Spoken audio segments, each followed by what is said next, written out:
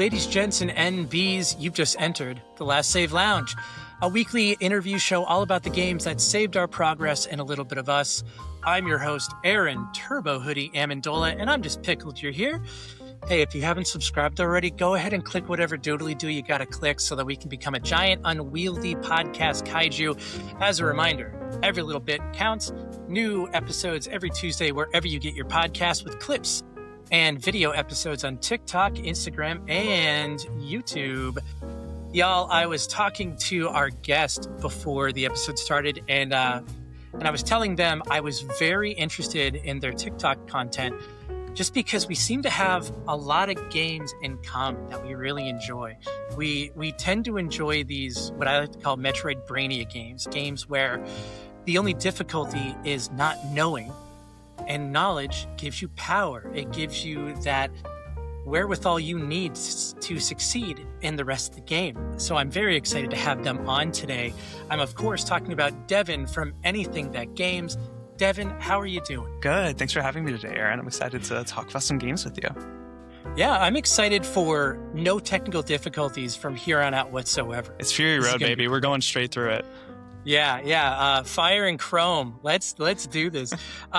Devin, before we get into it, just got to say, I really enjoy the content you're putting up on TikTok, specifically with the accessibility portion of games, because so many people I talk to are like, where do I start? I want to play Baldur's Gate.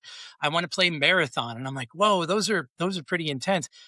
You have this no frills to high skills video series that you do, and you recently recommended Dragon Age 7 Reimagined, which is a great reinterpretation of one of the seminal JRPGs. How did you have this idea to introduce people to games through this series? That's a great question. It started out because there was another creator who has blown up for other reasons, but their name is T Guzzles, and they made a video series talking about how they, as a new gamer, like there was so much they didn't understand, and they ended up buying games that they ended up like not being able to play, and how frustrating it was for them, and how they initially bought a Switch, and then they said, well, if I would have known the games I liked or that I could play, I would have gone and gotten a Steam Deck. And so I had talked to her about it a little bit, and I was like, what do you think are like the things that you tend to like find to be barriers to you actually getting into gaming?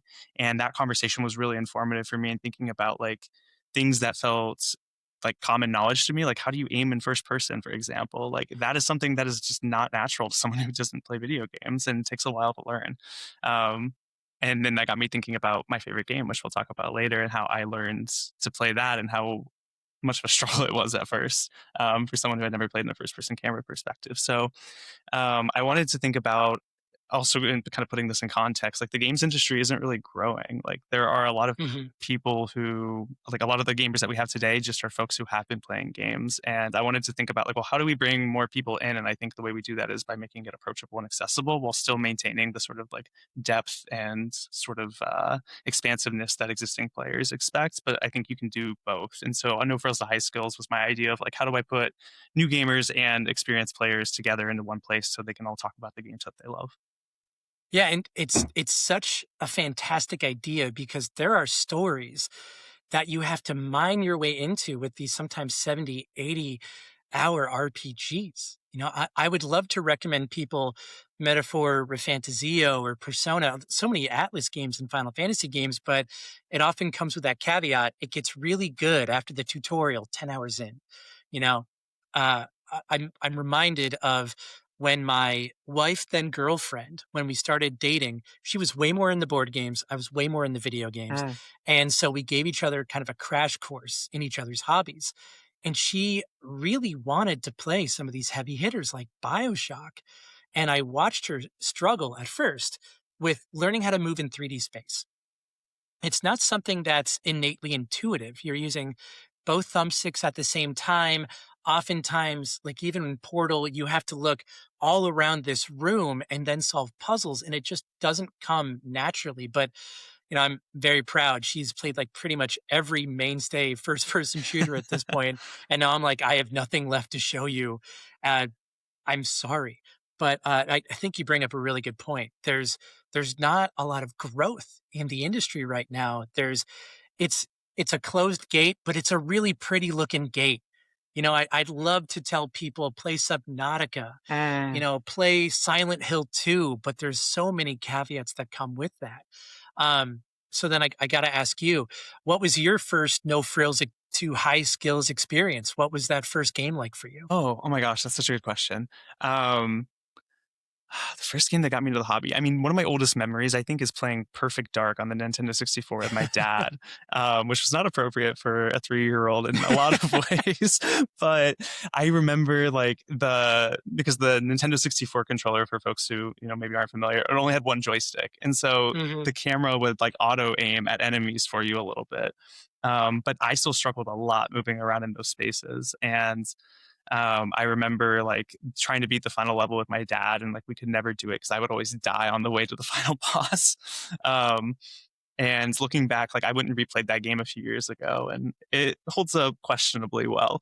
But it's so much easier now, like knowing what I know, and also being able to play it on like dual sticks. I think that also raises Hmm. another question about like remasters and like modernizing old games for modern controllers and kind of what accessibility that innately brings with it. Hmm. I I love that touchstone of Perfect Dark because I know exactly what you're talking about with regards to the camera. Perfect Dark was an evolution of GoldenEye 64, Right. and it was recently re-released on the Rare Replay for Xbox. It's also on Nintendo Switch, and for the young folks listening, like Devin said, there's only one thumbstick, and a lot of your camera was being controlled uh, by the cardinal directions of the C buttons on your N64 controller, which is totally unintuitive nowadays. If you go back and try to play it, it's awful. And that for me, aside from the laptop gun, which OG amazing gun in Classic. Perfect Dark, it's so hard for me to go back knowing what I know now. Did you ever get around to finishing Perfect Dark? I did, yeah, I finally beat the final boss. It's like the jankiest, boss fight I've ever experienced. For those who don't know, it's basically this boss that will it's an alien race called the Skeeter, and it's basically like a two-legged dinosaur, and it will, like, run back and forth across the stage, and you have to, like, blow up this, statue that is above it, and the pillars from the statue will fall and impale the boss and kill it, and you only get so many explosive weapons on this level, so you have to kind of like hoard them on your way to this boss fight.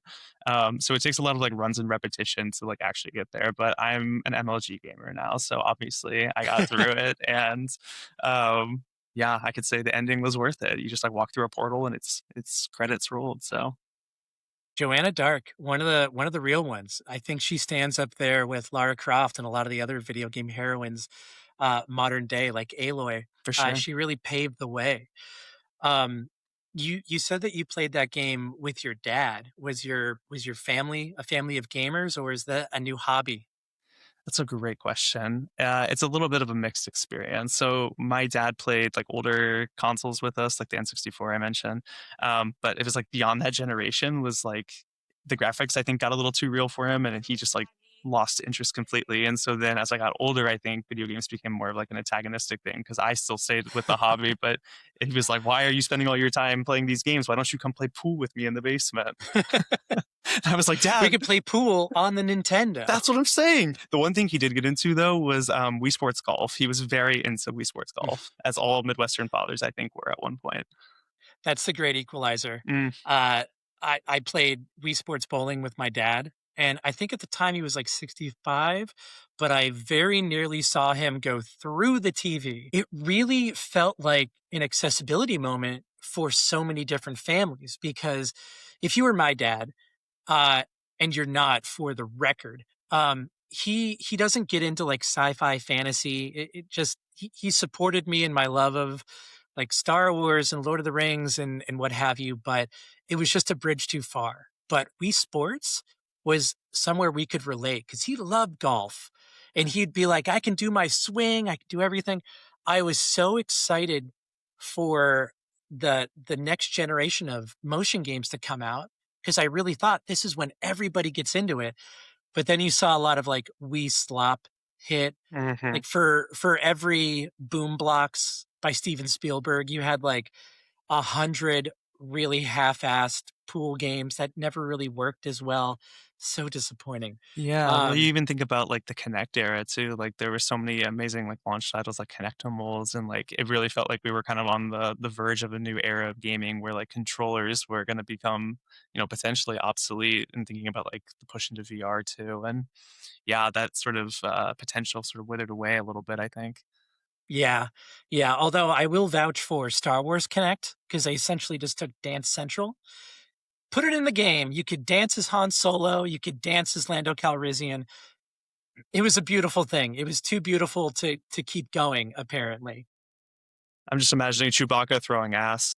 Dude, if you haven't looked for clips, it is absolutely in that game. Is there anything that you're currently playing that's really piquing your interest? I put about 20 hours into Marathon, um, and I dropped it. It's a really fascinating game, though. Like, I have so many thoughts about this. I feel like I could talk for an hour just about this, but it just feels like Bungie at their most extreme, where like their strengths are showing, like shining bright, but then their flaws are really present too with how this game is constructed. Like, the new player experience is really challenging, and I think Oof. looking back at sort of the last 5 years of Destiny, where they've been vaulting content, and even like the director Tyson Green came out last year in an interview with IGN, and he said something to the effect of like, the last few expansions, like we have not been bringing in new players, so we're just building them for an increasingly like hardcore audience. And I And just that keep, audience is me. you're the D2 guy. You're a retired millennial FPS gamer. Destiny is the friends I made along the way. Oh my god, I love Uh, that. that went.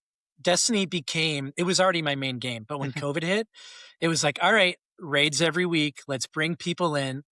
But it was a way to communicate. I when I say Destiny 2 was the friends we made along the way, It's I was true. playing with people in other countries, other cities, other states.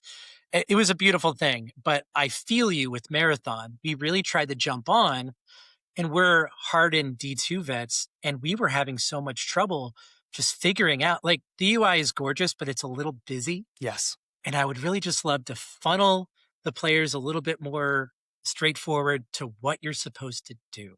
Mm, absolutely. And I think too, like speaking to that point, the game, it reminds me a lot of like Destiny 1, where it's clear to me that during the development, like they didn't have that like core gameplay loop actually figured out, where like the main loop in Marathon, I think, is like grinding the lower level maps to get better gear, so then you can go do the raids in the Cryo Archive map, which is the final map, and it has like a time compressed version of like a Destiny raid, which is a really cool concept, but that's not signaled to you at all as a new player. And the only way Yeah. I know about that is because I've been watching content creators play the game and Yeah. figure this Yeah. out, who have time to put 100 hours in. And it reminds me a lot of like Destiny 1 for folks who remember that game. Like, it was sort of cobbled together, had a really like tumultuous development process. But then the one thing that kind of brought the whole package together was the Fault of Glass. And that Yeah. raid experience for so many people was like so magical. And then you see with the Taken King, the following expansion, they like really figured out the loop where they had like a really solid like core campaign with a clear story, but then it was like clearly escalating toward this raid to like be the finality of that story. Yeah, and I wonder if they're gonna have the time to do that with Marathon, because Bungie is definitely a studio that builds the plane as they fly it, but the landscape in which they're doing that now is a lot different than when they made Destiny. So I'll be curious to see. That gunplay just feels so good, though. So Like, good. like and I go back to Halo. I was like, Halo felt this good. Oh, it's the same team. Duh. Uh, were you one of those people that would raid on launch day? Did you have that Yeah. core group of friends? Yeah, no, we got pretty sweaty with it. I remember the last raid I ever did, because I dropped off D2 after the Forsaken expansion. But I remember doing Last Wish with my friends, and this is Did you like, do it legit? how so? Like at the end, did you do all the symbols or did you cheese it like I did? Oh my gosh. No, I think we actually did do all the symbols. I hate to break it. Oh my god, that's a lot. It Kudos. was. Well, this is the thing, Aaron, is I think I burned some bridges that day. Maybe this is why I don't play it anymore, is because my friends were really stuck on, oh my gosh, I'm trying to think of what the encounter was. It was the boss prior to Ribbon. Man, I used to know this like the back of my hand. Same. And I'd be like, it has this much health. This is the heavy weapon you should use. And now since I've become a dad, it's like, I don't know that. I know about diapers now. Sorry. Diapers over destiny, man. Yeah, that Dads of Destiny clan was clutch because you'd be playing with 5 other dads and somebody would say, "Oh, my kid's crying." And everybody was like, "All right, cool, we got it. Go do your thing." Whereas I had a Google spreadsheet of people that would be in a raid. I had a Google spreadsheet of backups and it became so sweaty, like you said. Uh, Definitely a game for a different time in my life. For sure. Yeah, that's what I kept thinking about Marathon was, like, I wish I had found this, like, 5 or 10 years ago when I had the time to Mhm, really, like, sink into it and, like, appreciate the magic that is there. Because, like you said, like, the gunplay is amazing, the art direction's incredible. It's doing a lot of things right, but there's just, like, some things that make it really inaccessible, I think, for busier gamers or, gamers who play a lot more than just, like, one live service shooter at any given mhm. time, you know? There's other stuff to play. Are you one of those people that has, like, your one live service game, then, like, a smattering of other ones? Yes, I have been chronically addicted to Overwatch for I can proudly say a decade now. I used to be top 500 tank when I was in college, so Damn! I still hold Okay. that proudly. Who's But your character? I was a big Winston player, and Wrecking Ball Okay. was a big one for me too. But now I play a lot of like Ramatra. I like the new tank Domina. She's pretty cool. She's like I don't know. Everyone keeps calling her corporate mommy, and it's kind of amazing and pretty accurate, I would say. But she's like really fun. She's like very like oppressive kit that makes her feel really powerful. So yeah, man, I can. It's like the itch you can't resist. I know exactly how you feel. That was me with Marvel Rivals because Yeah, I used to main Symmetra in Overwatch and loved it. If you give me somebody that can put down turrets or lasers, I'm all about it. for sure. But I chose Destiny, and then going back to Overwatch, I tried to go back when they had the Cowboy Bebop skins. It was like Gandalf going back and saying, like, "I have no memory of this place. I don't know what to do here." But Rivals, I'm not good at the game, but boy, do I love Marvel, so that makes it easier.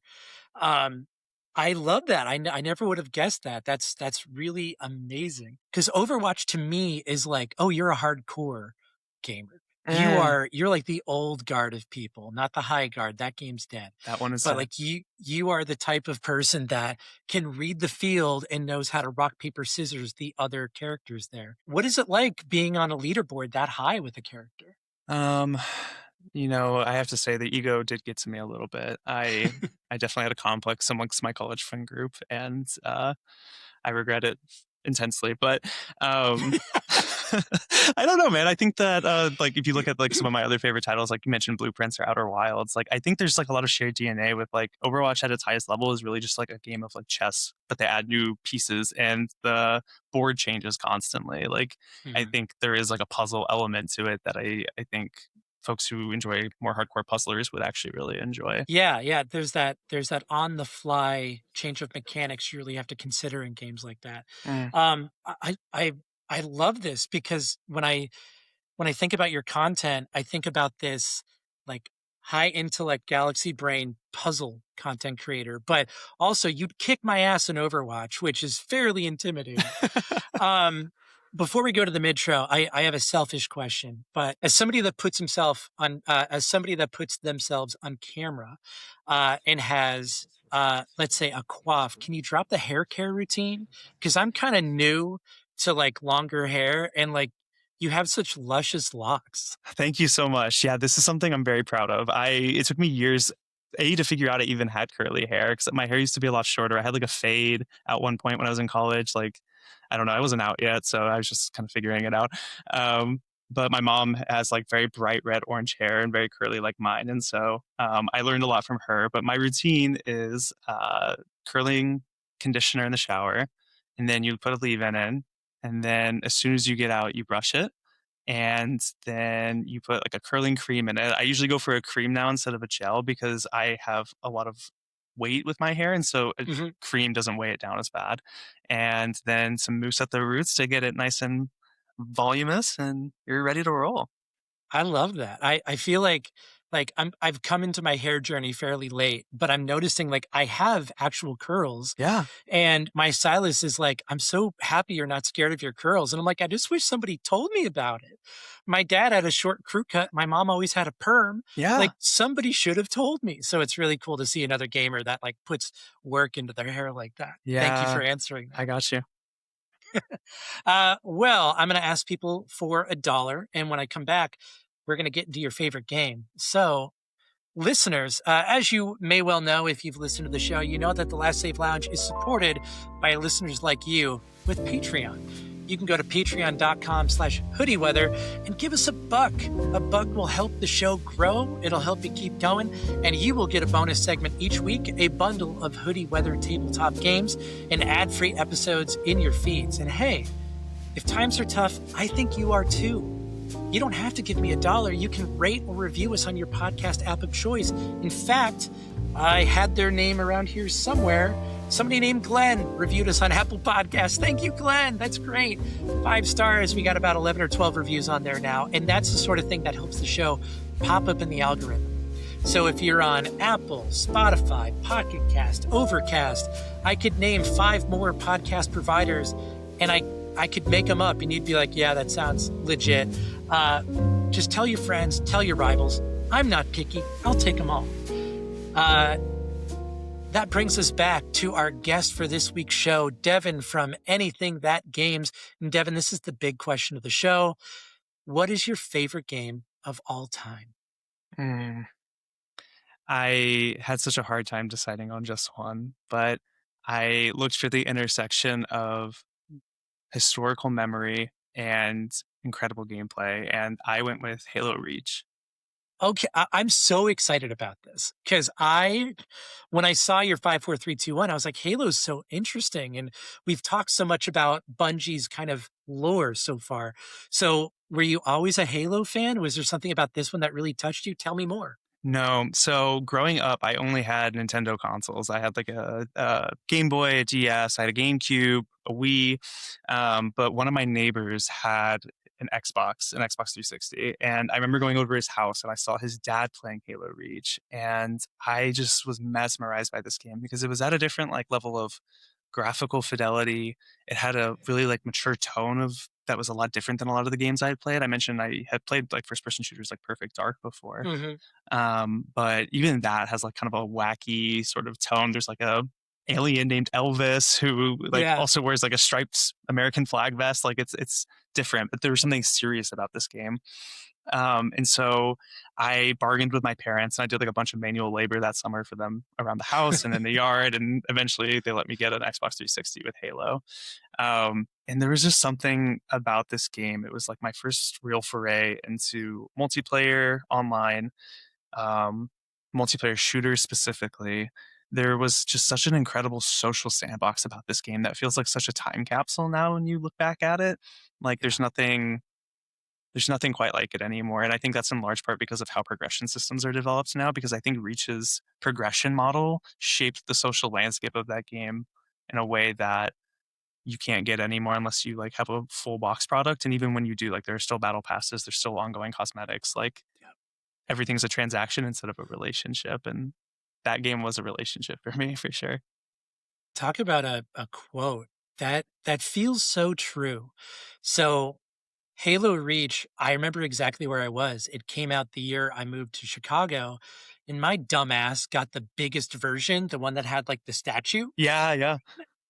There's no place for me to put it. I was sleeping on the floor of an apartment I wasn't renting. Um, but there was something about going into the forge, playing legendary mode. There were so many different ways to play with other people. And I can count on my hand the number of times I left a Halo match disappointed. You said that that was your first Halo game? Yeah, and so I went back and replayed the original trilogy after I got Reach, but I think there was something really like fun and whimsical about Reach, because it was Bungie's last Halo that I just felt like wasn't there in the older titles. Like, I mean, you have like the Grunt birthday party type stuff where it's like you kill a grunt and it's like hooray, Yeah. but there is like a lot of like whimsical stuff in the gameplay. Like Armor Lock, I think, is like a really great example of this, where you can just like become immobile, surround yourself with an EMP field. If someone's driving a ghost at you, they'll just hit you and explode like a rock. You can also like EMP enemies and then melee them. Like there was just a lot of like really funny, like also broken kind of gameplay interactions, but they had so much personality to them that I think in like the competitive multiplayer space, especially today, like balance necessitates that that be removed in a lot of ways. Mhm. And Reach also had a lot of those customization options 'cause, Halo 1, 2, 3, you were really just different chiefs. But in Reach, if I recall correctly, you could be like different colored armor, different helmets, things like that. And I really, for the first time, felt like that was my ODST. I can't remember if they were all Spartans or what. Yeah, yeah. Uh, it's very funny that you say this game had all of these bits of whimsy. Because when I think about Reach, I think about that final mission. And I think about how dour and gray, and we all knew it was happening. We've heard about the fall of Reach ever since the first Halo game. Um, as somebody new to the series, is that something that you were expecting, or did that kind of like hit you on the other side of the cheek after all the whimsical stuff? 14-year-old Devin was very distressed about my character dying in this game. I was like, what is happening? Like, why is my whole team dying? Why am I dead? This isn't right.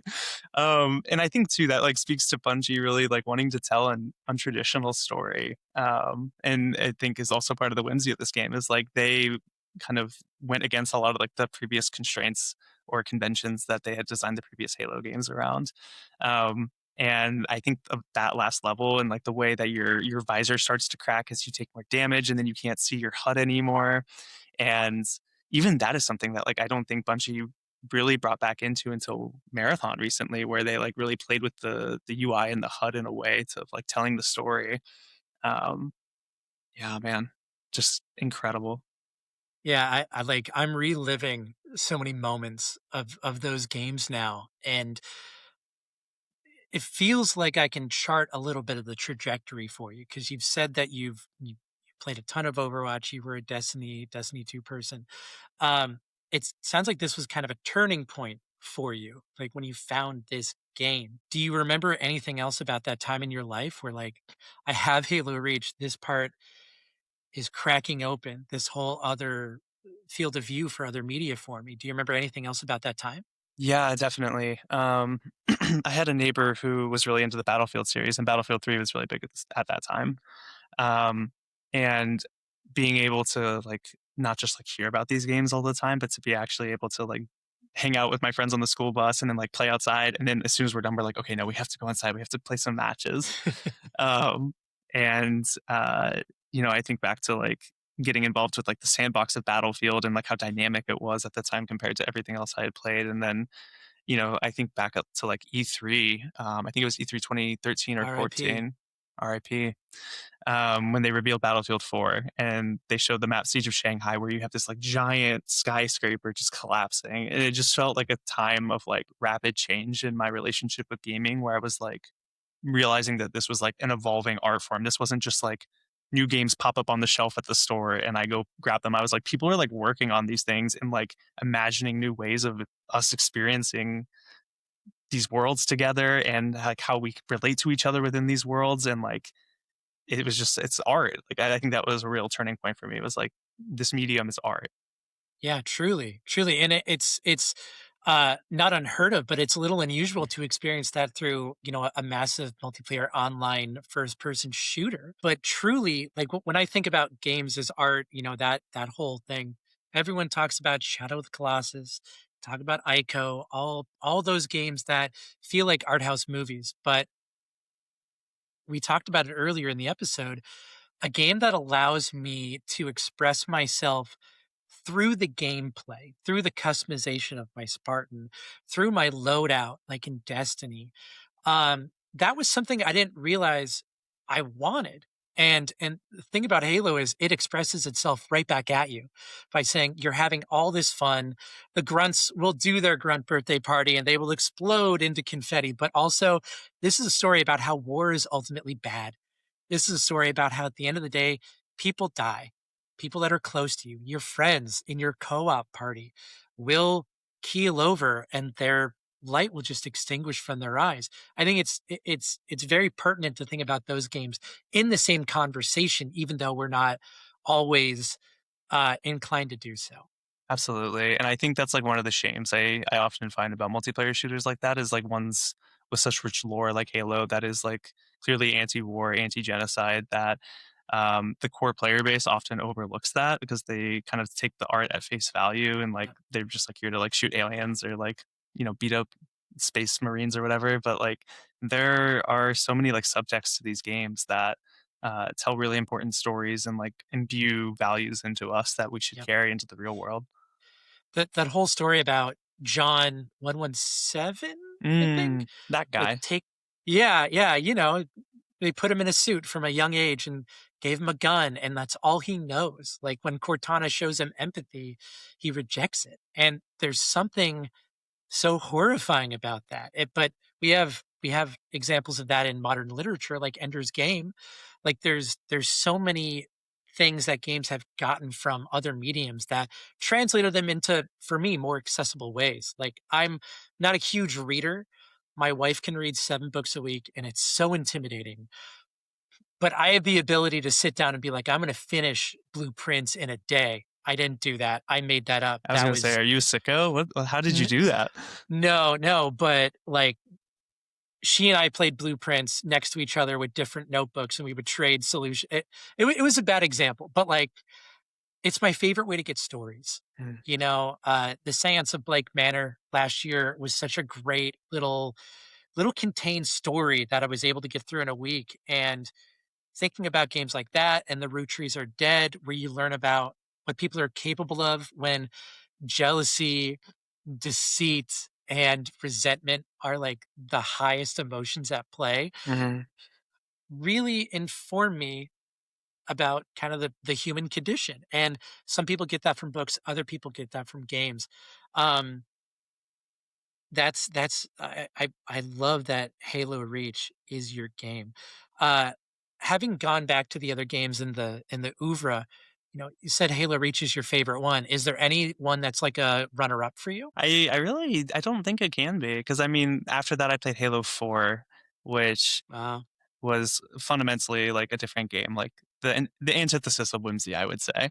Um Everything had been like sanded back and it was trying to be positioned as like a Call of Duty competitor. And so like a lot of the silliness and like the armor abilities or like the kind of combat sandbox had been like stripped down. But I think Halo 5's multiplayer at least was actually like pretty mhm. close because they introduced a mode called Warzone, which had like PvPvE elements. Um, and I would say like I put a lot of hours into that with my friends in a way that I wasn't really I wasn't really expecting to because I hated the campaign of that game. Like it's really really bad. Um, but yeah, and then the Forge of Halo 5 was actually like surprisingly good once I got it up and running. It allowed a level of creativity and reactivity that I think few other games, especially on console, really allowed for. Is there anything about Halo Reach that you're missing from modern games? I think a lot about we talked about cosmetics earlier. Mhm. I I think what was so special about Reach and like what my biggest takeaway from the game might be is that the way you design progression systems shapes the social landscape of the entire experience. And what I mean by that is like you in Reach you would level up and the XP that you would get would be the currency that you would use to buy new armor pieces. And so you knew if someone had like a million credits, like they had Yeah. grinded like a good 100 hours of this game and they had an armor piece that reflected that. It's bragging rights. It was, but it was also like I remember the highest rank in this game for folks who aren't familiar was called Inheritor, and Inheritors got this like special helmet that had like a skull on it. It was terrifying, and so if you had an Inheritor in your game, those were some of your most memorable matches because you're like, oh my god, there's like an elite player in my game. Hope to God they're on my team, and when they're not, you're like, oh my god, I'm gonna get absolutely rolled, and you usually did.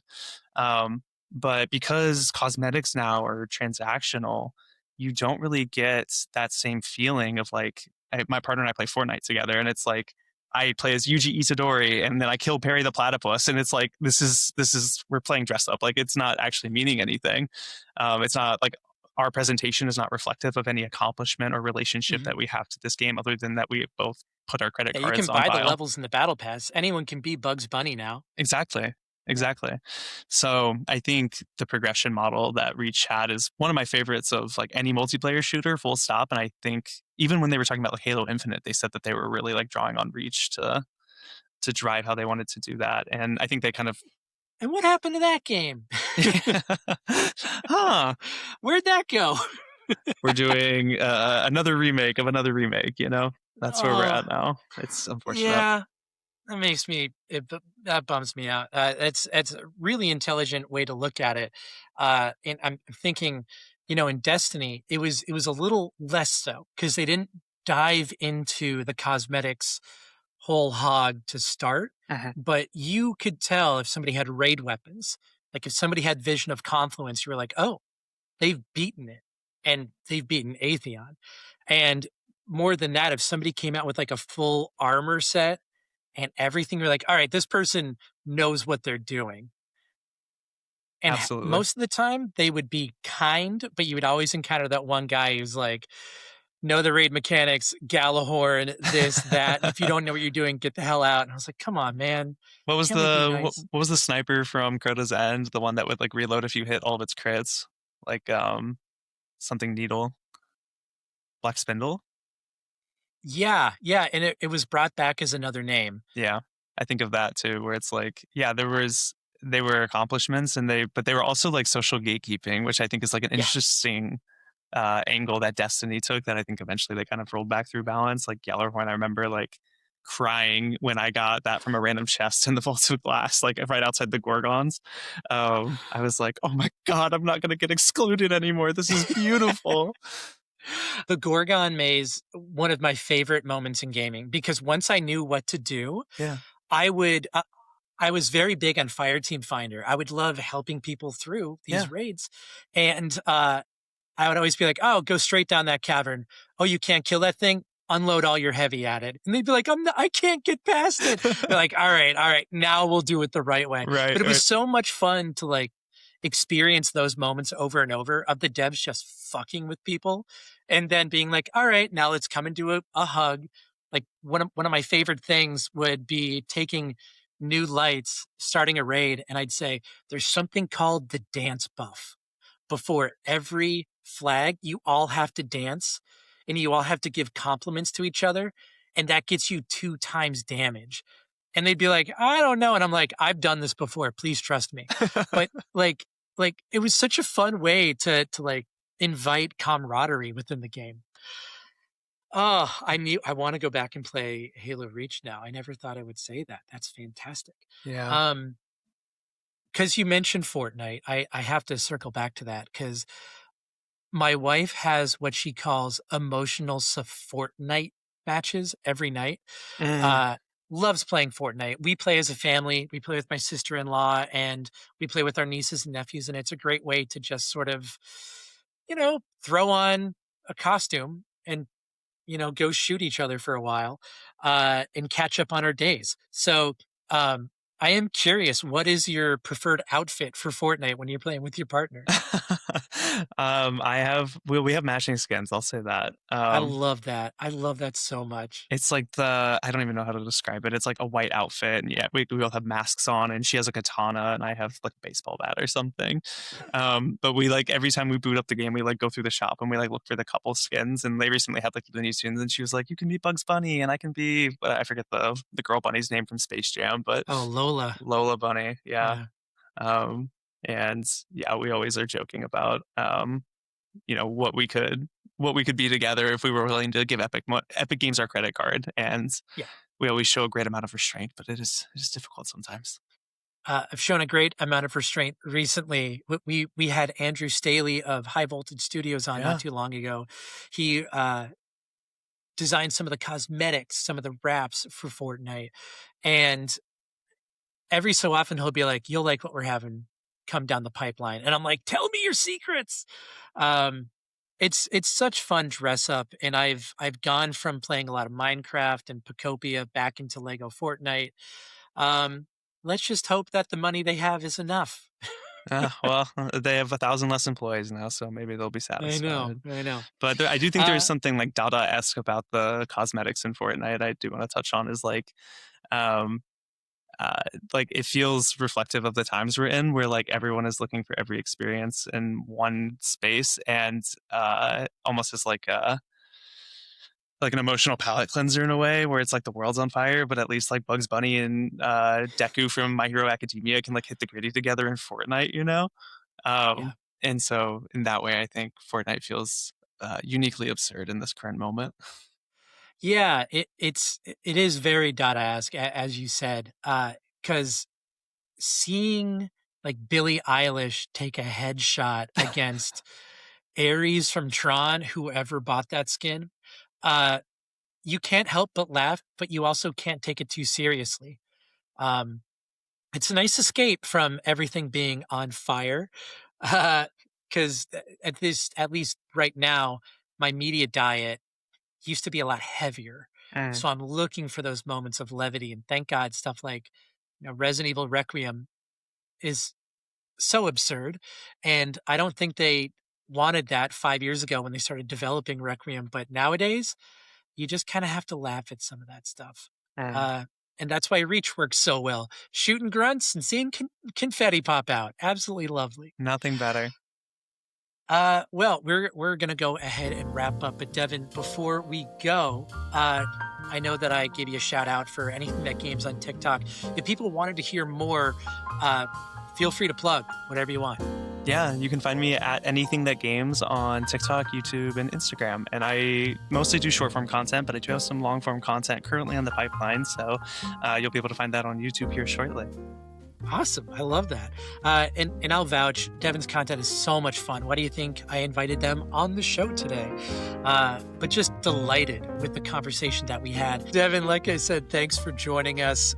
Your no frills to high skills advice is something that I think a lot of gamers should take to heart. People that are looking to get into the hobby, it's really invaluable because, like we said, this is a hobby that has kind of a high level of entry, but Devin can really help you reduce that entry level and help you find something that sticks with you.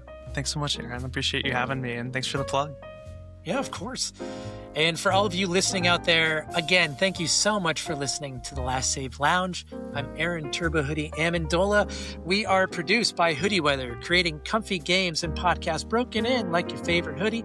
You can support Hoodie Weather by heading to patreon.com/hoodieweather and becoming a patron for just $1. Be sure to share the show wherever you can. Tell your friends, tell your enemies. I'm not picky. I'll take all comers, and we will see you next Tuesday. Until then, bye.